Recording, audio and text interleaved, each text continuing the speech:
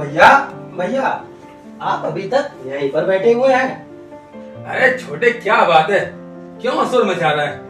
अरे मैं घर में नहीं बैठूंगा तो फिर कहाँ बैठूंगा? अरे भैया, मैं तो ये पूछ रहा था, आप भाभी को शॉपिंग कराने कब लेके जाएंगे? शॉपिंग? पर क्यों?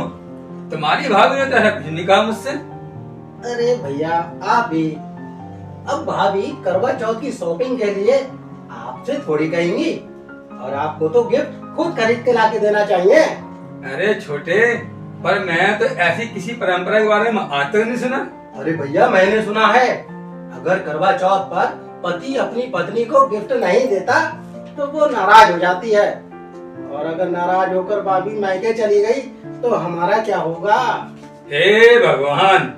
अरे छोटे, मैं तुझसे कितनी बार कहा है कि ये सोशल मीडिया की बेकार की बातों मत पढ़ा कर। ये सब बेकार के चोचले हैं, मैं नहीं पढ़ता इन सब में। पर भैया, फिर भी आपको भाभी के शॉपिंग के लिए तो लेके जाना ही पड़ेगा।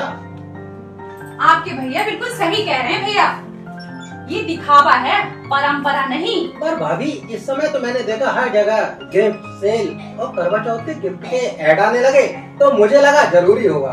ये बिल्कुल सही है भैया, ये बाजार है, यहाँ भावनाओं को कैश किया जाता है, वो भी अपने फायदे के लिए। मैं कुछ समझा नहीं भाभी जी। अरे मैं समझाता हूँ छोटे, तुम्हारी भाभी बिल्कुल ठीक कह रही है।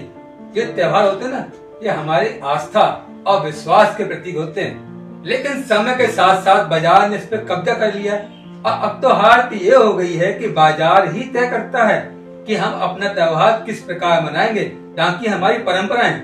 अच्छा, पर वो कैसे? मैं बताती हूँ भैया, ये जो करवा चौथ है, इसमें पति पत्नी के आपसी प्रेम, सहयोग, समर्पण और त्याग का प्रतीक है।